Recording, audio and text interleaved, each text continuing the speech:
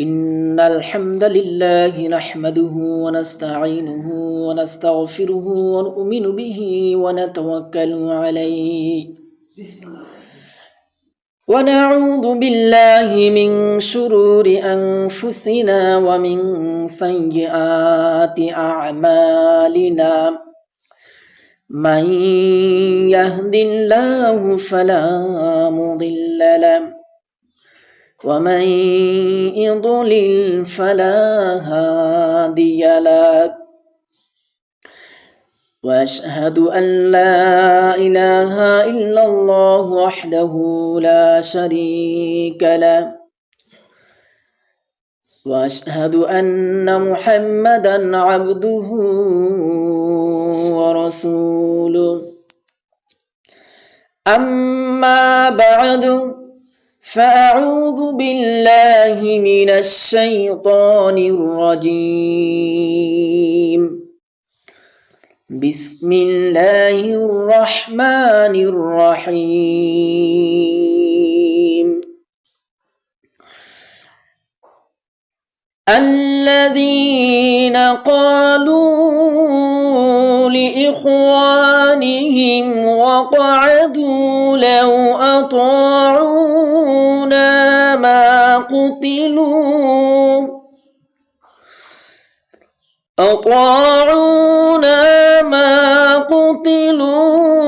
قل فادرءوا عن أنفسكم الموت إن كنتم صادقين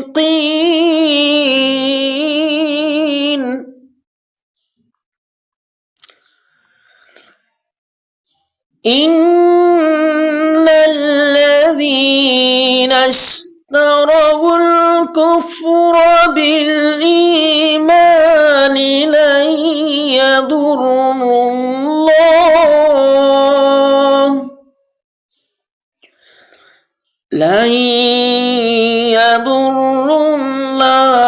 شيئا ولهم عذاب أليم صدقت يا رب العالمين وقال في شان حبيب رسوله الكريم إن الله وملائكته يصلون على النبي يا أيها الذين آمنوا صلوا عليه وسلموا تسليما اللهم صل على محمد وعلى آل محمد كما صليت على إبراهيم وعلى آل إبراهيم إنك حميد مجيد اللهم بارك على محمد وعلى آل محمد كما باركت على إبراهيم وعلى آل إبراهيم إنك حميد مجيد সবাই পাঠ করেন আল্লাহু আকবার কবীরা আলহামদুলিল্লাহি কাসীরা সুবহানাল্লাহি বুকরাতাও ওয়া আসীলা সুবহানাল্লাহি ওয়া বিহামদিহি আদাদা খালকিহি ওয়া রিদা নাফসিহি ওয়া জিনাতা আরশিহি ওয়া মিদাদা কালিমাতিহি প্রশংসা করলাম কার সবখানে প্রশংসা করব কার খাবার সময় প্রশংসা করব কার ঘুমের সময় প্রশংসা করব কার ক্ষেত খামারে প্রশংসা করব কার সর্ব অবস্থায় প্রশংসা করব কার আমরা সেই আল্লাহ রাব্বুল আলামিনের আবারও ফাতিহাতুশ শুকর আদায় করি যিনি আমাদেরকে প্রতি জুমার ন্যায় আজকেও সালাতুল জুমায় আসার জন্য বসার জন্য কিছু কথা বলা এবং শোনার জন্য তৌফিক এনায়েত করেছেন সেই মহান পাক জাতের দরবারে শুকরিয়া তান আদায় করে নিচ্ছি সবাই বলে আলহামদুলিল্লাহ দরুদ ও সালাম পাঠ করি আমাদের মাথার তাজ যাকে আমরা আমাদের নিজের জীবনের চেয়ে, স্ত্রী সন্তান সমস্ত সম্পদের চেয়েও যাকে আমরা বেশি ভালোবাসি,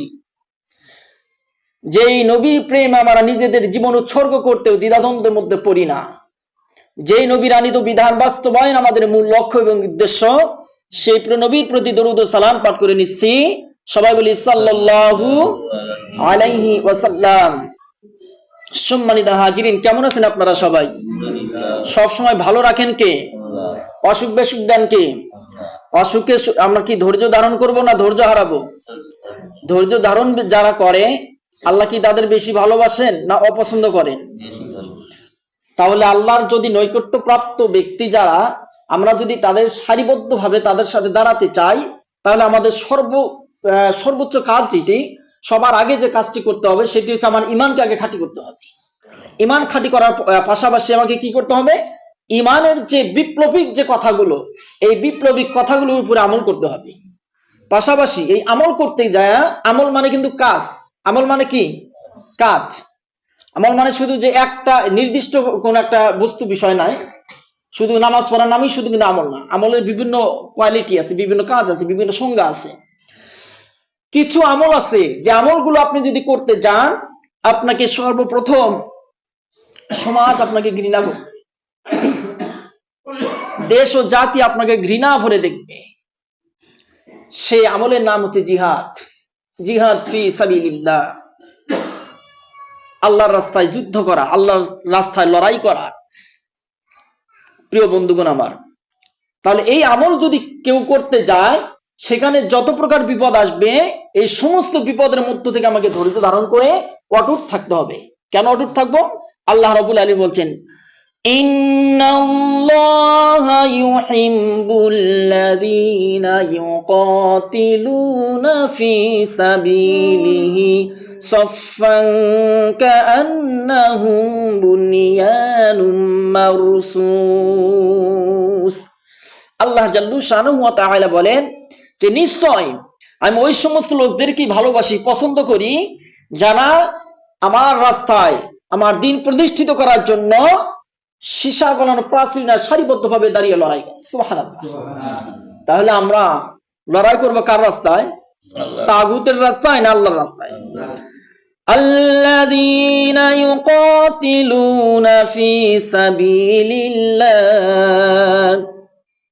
আল্লাযীনা আমানু ইউকাতিলুনা ফি সাবিলিল্লাহ। যারা ঈমানদার, আল্লাহ বলছেন যারা ঈমানদার তারা লড়াই করে আল্লাহর রাস্তায়। সুবহানাল্লাহ। ওয়াল্লাযীনা কাফারু ইউকাতিলুনা ফি সাবিলিত তাগুত। যারা তাগুত, যারা আল্লাহ দ্রোহী, যারা কাফেরদের বন্ধু, তারা লড়াই করে তাগুতের পক্ষে। ঠিক কিনা বলেন? প্রিয় বন্ধুগণ আমার, আসুন আমরা আজকে কিছু কথা শুনবো।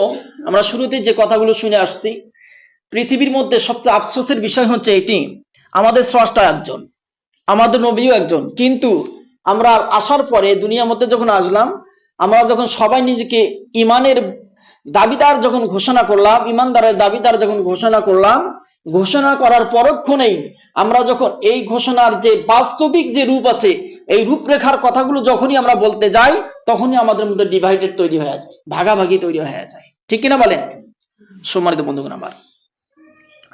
তাহলে আমরা আজকে শুনবো আলে ইমরানের 168 নম্বর আয়াত থেকে। 168 নম্বর আয়াত থেকে 3টি আয়াতের আজকে আলোচনা করবো ইনশাআল্লাহ তাআলা আজিজ। আল্লাহ রাব্বুল আলামিন আপনাকে আমাকে এই আমলগুলো, এই কথাগুলো শুনে শুনে বাস্তব জীবনে আমল করার তৌফিক দান করুন। সবাই বলি আল্লাহুম্মা আমিন। আসুন আমরা সবাই আবারও যথারীতি আল্লাহর কাছ থেকে সেই বিতাড়িত মরদুদ শয়তান আশ্রয় প্রার্থনা করছি। সবাই পাঠ করেন, আউযু বিল্লাহি মিনাশ শাইতানির রাজীম। বিসমিল্লাহির রাহমানির রাহিম। الذين قالوا لإخوانهم وقعدوا لو أطاعونا ما قتلوا قل فادرءوا عن أنفسكم الموت আনফুসিকুমুল মাউতা ইন কুনতুম সাদিকিন। আল্লাহ রাব্বুল আলামিন বলছেন, ওরা হলো যে সেই সব লোক যারা বসে থেকে নিজেদের ভাইদের সম্বন্ধে বলে, যদি তারা আমাদের কথা শুনতো তবে নিহত হতো না। তাদেরকে বলে দিন, এবার তোমাদের নিজেদের উপর থেকে মৃত্যুকে সরিয়ে দাও, যদি তোমরা সত্যবাদী হয়ে থাকো। প্রিয় বন্ধুগণ আমার, এখন এই যে কথাগুলো বলা হচ্ছে, যে যারা কাফের, যারা মুনাফিক ছিল, ওই সময়ে যারা মুনাফিক ছিল, মুনাফিকদের সম্পর্কে আয়াতখানা নাযিল হয়েছিল। ওই সময়ের মুনাফিকরা এই কথাগুলো কখন বর্ণনা করেছেন? প্রিয় বন্ধুগণ আমার, মুসলিম হিসেবে আমরা অনেকেই জানি আমাদের ইমানের যে হালত, যে ইসলামের যে প্রচার এবং প্রসার ছিল, এটার সবচেয়ে মাইল ফলক ভূমিকা পালন করেছিল বদরের যুদ্ধ।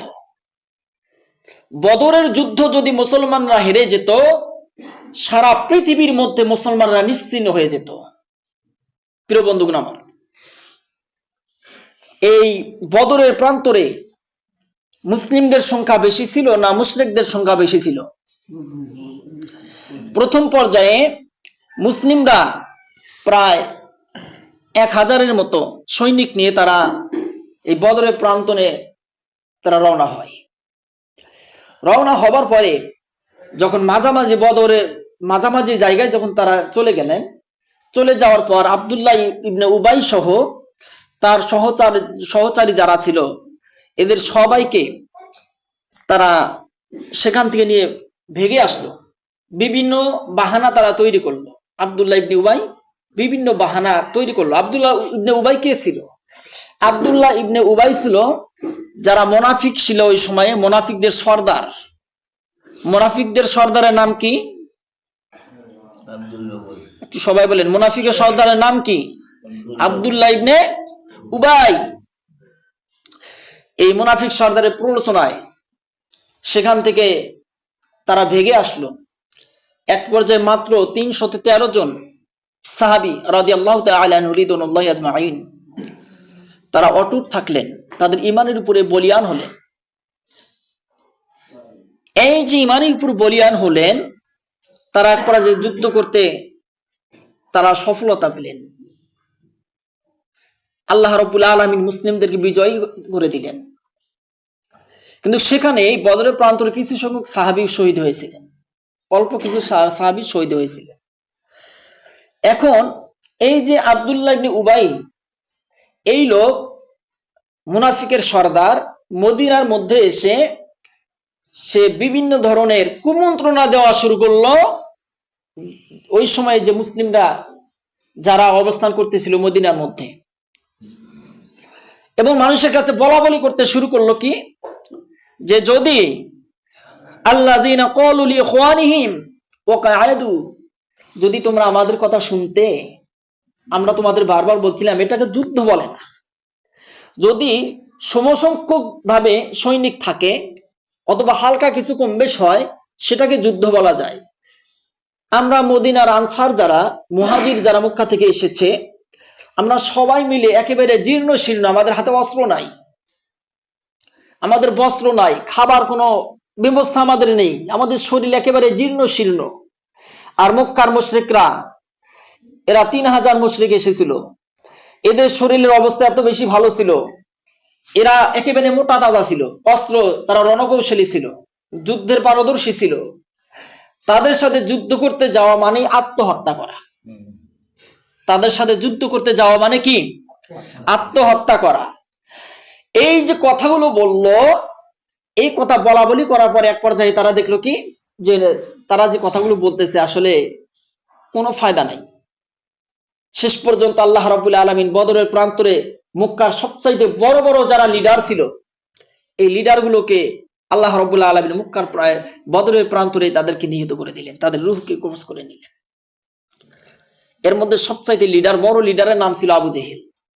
সে আবু জেহেলও সেখানে নিহত হলো। প্রিয় বন্ধুগণ আমার, তাহলে এখান থেকে আমরা সামান্য কিছু ভূমিকা টেনে আনি, সেটি হচ্ছে কি, আজকেও আমরা যদি এই আয়াতগুলোর কথাকে নিজের গায়ে মাখিয়ে নেই, নিজেদের ভিতরে যদি পরিবর্তন করতে না চাই, এটি কোনো ইমাম সাহেবকে দোষায় লাভ হবে না। আগে নিজেকে পরিবর্তন হতে হবে। নিজেকে পরিবর্তন করতে পারলেই আপনি তখন আপনার ইমানের স্বাদটা পাবেন। আর যদি পরিবর্তন করতে না পারেন, তাহলে আপনার ইমানের যে স্বাদ, এই স্বাদ কখনোই আপনি পাবেন না। প্রিয় বন্ধুগণ আমার, আজকেও দেখেন আমরা সব সময়ের জন্য এদেশের আলেম ওলামা যারা, তারা সব সময়ের জন্য কোরআন দিয়ে রাষ্ট্র শাসন করার কথা কেন বলে? এর মূল কারণ হচ্ছে এই কোরআনুল কারীম শুধু মানুষ মারা গেলে সেই বাড়িতে গিয়ে পাঠ করার জন্য নয়। আজকে দেখেন আমার আফসোস লাগে, আপনি আফসোসের সহিত একটি কথা বলছি, একজন আলেমকে দিয়ে যখন বিবাহ পড়ানো হয়, তখন আলেমের কোনো দোষ গুণ খোঁজা হয় না। একজন আলেমের দ্বারা যখন জানাজা নামাজ পড়া হয়, আলেমের তখন কোনো সমস্যা থাকে না। আলেমকে তখন ট্যাগ লাগানো হয় না। একজন আলেমের দ্বারা যখন মাঠের ইমামতি করা হয়, মাঠের নামাজ পড়া হয়, তখন সমস্যা নাই। যখন স্বাভাবিক আপনি ওক্তি নামাজ পড়বেন, তাতেও সমস্যা নাই। আপনি যখন স্বাভাবিকভাবে এই তো সুবহানাল্লাহ, আলহামদুলিল্লাহ, লা ইলাহা ইল্লাল্লাহ, আল্লাহু আকবার জিকিরের কথা বলবেন, সমস্যা নাই। কিন্তু যখন ওই আলেমটি এই কোরআনুল কারীমের যে বিপ্লবিক যে কথাগুলো আছে, কথাগুলো যখন তুলে ধরবেন, তখনই আলেমের সমস্যা, তখনই আলেম পক্ষপাতিত্ব হয়ে যায়। প্রিয় বন্ধুগণ আমার, এটা হওয়ার মূল কারণ হচ্ছে কি জানেন? এর মূল কারণ হচ্ছে আমাদের ইমানের যে হালত, আমাদের ইমান একেবারে দুর্বল হওয়ার কারণে আজকে আমরা এটি উপলব্ধি করতে পারছি না। এবং এটি এমন ভাবে উপলব্ধি করি যে মনে হয় ইমাম সাহেব আমাদেরকে বলতেছে। প্রিয় বন্ধুগণ আমার, এই জন্য আমাকে এখান থেকে পরিবর্তন হতে হবে। কোরআনুল কারীমের রাষ্ট্র যদি প্রতিষ্ঠিত হয়, সে রাষ্ট্রে দেখবেন চোর চুরি করতে সাহস পাবে না, সে রাষ্ট্র কাউকে হত্যা করতে সাহস পাবে না। এই আফগানিস্তানে গত মাসে দুইজন মিলে একটা নারীকে ধর্ষণ করেছে। এই ধর্ষণ করার কারণে আফগানিস্তানের পার্লামেন্ট তাকে বিচার দিয়েছে কি জানেন? আফগানিস্তানে ক্রিকেটের একটা স্টেডিয়াম আছে, এই স্টেডিয়ামের মধ্যে তাকে যে হদ হয়, যে বিচার হয়, একটা জেনার যে বিচার হবে, সর্বোচ্চ শাস্তি মৃত্যুদণ্ড, সে মৃত্যুদণ্ড কার্যকর করা হয়েছে। এটি একজনকে যখন এরকম করবেন, এটা দুইটা লাভ হবে। একটা লাভ কি, ওই ব্যক্তি যদি মৃত্যু কার্যকর আগে যদি তওবা করে নেয়, আল্লাহ রাব্বুল আলামিন তওবাটা কবুলও করতে পারে। এবং ওই ব্যক্তি দেখা দেখি যে দুনিয়ার যে বাদ বাকি যারা থাকবে তারা কিন্তু সাইজ হয়ে যাবে। আর কখনো এই জেনার আপনার মেয়ে আমার বোন, আপনার আমার বোন, আপনার আমার মেয়ে, এরা আজকে যদি বোরকা পরেও যায়, তাতেও সমস্যা হয়ে যায়, তাতেও তাকে টিস করা হয়, এই ভয়গুলো থাকবে না। সম্মানিত বন্ধুগণ আমার, এরপরে আল্লাহ রাব্বুল আলামিন বলছেন, তাহলে আমরা প্রথম আয়াত থেকে কি শুনলাম? যে মুনাফিকরা মুসলিমদেরকে দুর্বল করার জন্য, মনোবল ভেঙে দেওয়ার জন্য বলল যে যদি সমসংখ্যক হতো তাহলে তাদের সাথে যুদ্ধ করাটা মানাইতো, কিন্তু ইহুদি খ্রিস্টানরা অনেক বেশি আর তোমরা অনেক একেবারে কম, তোমাদের হাতে অস্ত্র নাই, তোমরা যুদ্ধের কৌশল জানো না। আর এখানে যুদ্ধ করতে যাওয়া মানে নিজেকে কি করা? আত্মহত্যা করা। সম্মানিত বন্ধুগণ, আমরা আল্লাহ রাব্বুল আলামিন কি বলছেন পরে? ইন্নাল্লাযীনা ইশতারাবুল কুফরা বিল ঈমানি লান ইয়াদুররুল্লাহা শাইআন ওয়া লাহুম আযাবুন আলীম। যারা ঈমানের পরিবর্তে কুফর ক্রয় করে নিয়েছে, তারা আল্লাহ তাআলা কিছুই ক্ষতি সাধন করতে পারবে না, আর তাদের জন্য রয়েছে বেদনাদায়ক শাস্তি। এর মানে আমার যে ঈমান আছে, প্রত্যেকটা মানুষ একটা জিনিস খেয়াল করবেন, আল্লাহ রাসূল সাল্লাল্লাহু আলাইহি ওয়াসাল্লাম হাদিসের মধ্যে স্পষ্টভাবে বলেছেন যে প্রত্যেকটা শিশু যখন জন্মগ্রহণ করে, তখন সে ব্যক্তি মুসলিম মিল্লাতের উপরে সে জন্মগ্রহণ করে।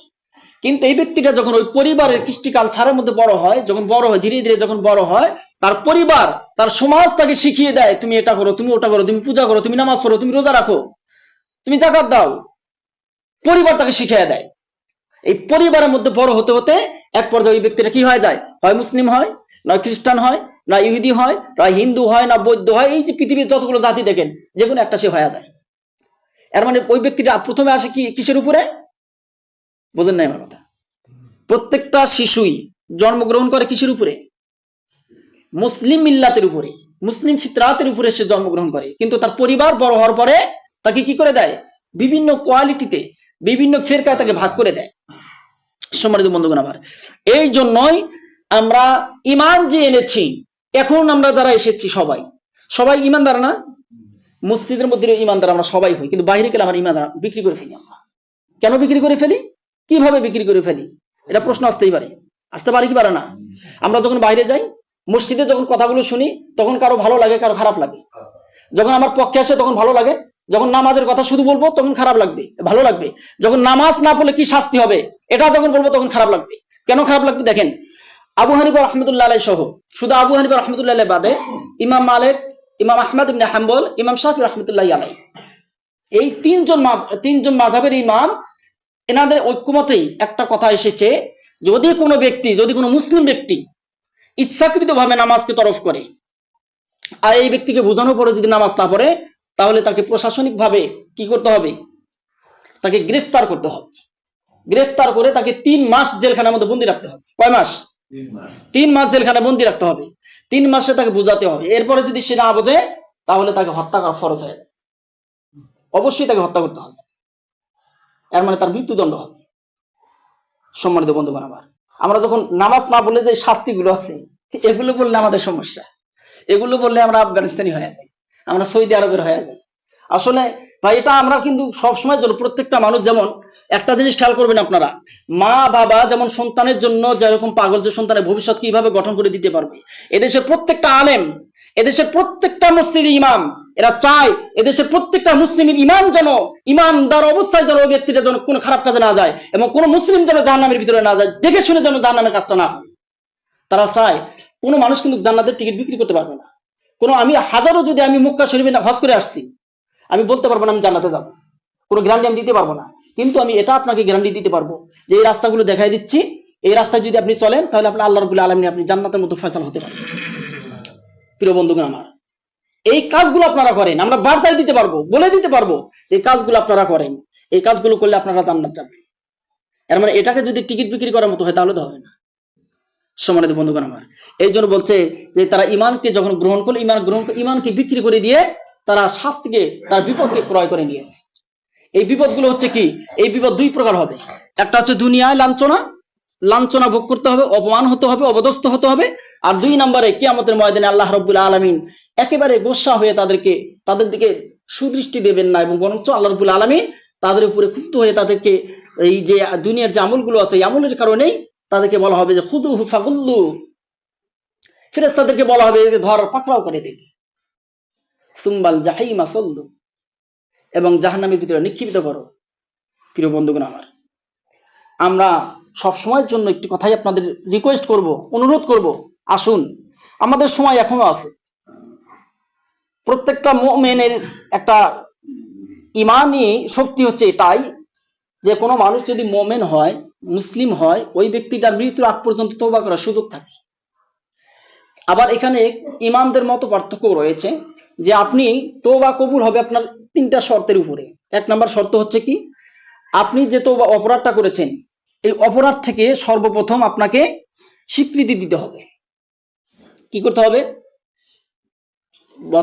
আমার কথা মনে হয় বোঝেন নাই আপনারা। আমি যে অপরাধটা করেছি, আমরা যে অপরাধগুলো করেছি, এই অপরাধের স্বীকৃতি দিতে হবে, 1। দ্বিতীয় নাম্বার হচ্ছে কি? আপনি যে অপরাধটা করলেন, স্বীকৃতি দিলেন, এখান থেকে আল্লাহর কাছে ক্ষমা চাইতে হবে। এখান থেকে আল্লাহর কাছে কি চাইতে হবে? ক্ষমা চাইতে হবে, মাফ চাইতে হবে। আর তৃতীয় নাম্বার অপশন হচ্ছে কি? আপনি যতদিন জীবিত আছেন, অতদিন পর্যন্ত ওই কাজটা করা যাবে না, এটার ওয়াদা করতে হবে আল্লাহর কাছে। এই 3টা শর্ত যদি আপনার ভিতরে থাকে, আপনি যদি তওবা করেন, আল্লাহ রাসূল সাল্লাল্লাহু আলাইহি ওয়াসাল্লাম বলছেন যে ওই ব্যক্তিটা তওবা আল্লাহ কবুল করে নেবেন। সুবহানাল্লাহ। সম্মানিত বন্ধুগণ আমার, আর লাস্ট আরেকটা কথা হচ্ছে কি? আপনি তওবার ওই সময় আপনি তওবাটা গ্রহণযোগ্য হবে, যে আপনি ধরেন 40 বছর বয়স আপনার, আপনি ইচ্ছা করলে 40 বছরের একজন মানুষ, সে কিন্তু জিনা ব্যভিচার করতে পারবে। কথা বলেন না? পারবে?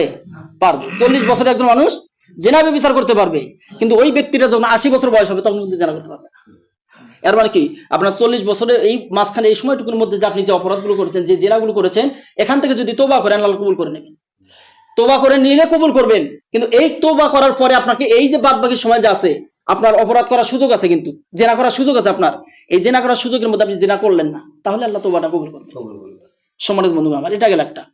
আর একটা বিষয় হচ্ছে কি, আপনি সারা জীবন দুনিয়ার মতো দর্শন নিয়ে ব্যস্ত রয়েছেন, অথচ আল্লাহ বলছেন কি, আনাকিমুদ্দিন ওয়ালা তাতাফাররাকু, তোমরা আমার দিনকে প্রতিষ্ঠিত করো, আর এর মধ্যে তোমরা মতপার্থক্য তৈরি করো না। এর মধ্যে কি করো না? মতপার্থক্য বোঝেন তো, মতভেদ তৈরি করা, মানে আমি একটা মত দিচ্ছি, আপনি একটা মত দিচ্ছেন, আমি বলছি না কোরআন দিয়ে শাসন করাই যাবে না, এটা তো বড় বড় আইন, এই আইন তো মানা যাবে না। কোরআনের শাসন হলে হাত কাটা যাবে চোরের, কোন ব্যক্তি সাধারণ কোন ব্যক্তিকে যদি হত্যা করে তাকে হত্যা করা হবে, জেনা বিচার করা যাবে না, জেনা বিচার করলে হত্যা হবে। এই যে বিভিন্ন কথাগুলো আছে কোরআনের মধ্যে, এগুলো তো মানা যায় না। এই যে মতপার্থক্য গুলো আছে, আল্লাহ বলছে এগুলো তোমরা বাদ দাও, এগুলো বাদ দিয়ে তোমরা কি করো, ঐক্যবদ্ধভাবে ওয়াতাসিমু বিহাবলিল্লাহি জামিআ ওয়ালা তাফাররাকু, তোমরা ঐক্যবদ্ধভাবে সংঘবদ্ধভাবে আল্লাহর রজ্জুকে, আল্লাহর রশিকে আঁকড়ে ধরো, এতে মতপার্থক্য কি করো না, তৈরি করো না। প্রিয় বন্ধুগণ আমার, আসুন আমার এই 56,000 বর্গ মাইলের এই দেশকে আমরা ভালোবাসি সবাই। আমরা দেশের মানুষ, প্রত্যেকটা মানুষই দেশকে ভালোবাসে, কিন্তু এর মধ্যে অনেক গাদ্দার জন্মায়, অনেক প্রলোভনের কারণে মানুষের এই মহব্বত গুলো দূরে সরে যায়। তাই আসুন, আমাদের দেশকে গঠন করতে হলে সর্বপ্রথম আমাদের যেটি দরকার সেটি হচ্ছে আমার ইমানি শক্তি। আপনার ইমানি শক্তি যদি না থাকে, আপনি জনগণের কল্যাণে কোনো কাজ করতে পারবেন না। আপনার আমার ইমানি শক্তি যদি না থাকে, তাহলে আপনার দেশের জন্য কোনো কাজ করতে পারবেন না। কারণ আপনাকে তখন একটা লোক খাবে, শয়তান একটা প্রলোভন আপনাকে দেখাবে, সম্পদ চাই, সম্পদ চাই, সম্পদ চাই, শুধু এটাই দেখাবে আপনাকে। কাজেই আপনার ইমানি শক্তি বৃদ্ধি করুন। ইমানি শক্তি বৃদ্ধি করার মাধ্যমে আসুন আমরা এমন একটা দেশ গঠন করি, যে দেশের স্বপ্ন আমরা যুগ যুগ ধরে দেখে আসছি, যে দেশের মধ্যে কোরআনুল কারিমের রাষ্ট্র, কোরআনুল কারিমের সংবিধান প্রতিষ্ঠিত হবে, যে দেশ হলে এদেশ থেকে দুর্নীতি মুক্ত হবে, আমাদের দেশের সমস্ত মানুষেরা চাঁদাবাজ মুক্ত থাকবে, আমাদের দেশের সমস্ত মানুষেরা দুর্নীতি মুক্ত থাকবে, আমাদের দেশের সমস্ত মানুষেরা অন্যায় অনিয়ম স্বজনপ্রীতি থেকে দূরে থাকতে পারবে। আমরা এমন একটা রাষ্ট্র গঠন করি, যে রাষ্ট্র মাদিনাতুল মুনাওয়ারার মধ্যে নবীজি মুহাম্মদুর রাসূলুল্লাহ সাল্লাল্লাহু আলাইহি ওয়াসাল্লাম তৈরি করেছিলেন এবং তার উম্মতকে দেখিয়ে দিয়ে গিয়েছিলেন যে তোমরা এইভাবেই রাষ্ট্র প্রতিষ্ঠিত করো। আল্লাহ রাব্বুল আলামিন আপনাকে আমাকে যা কিছু বললাম, আল্লাহ রাব্বুল আলামিন যেন সবাইকে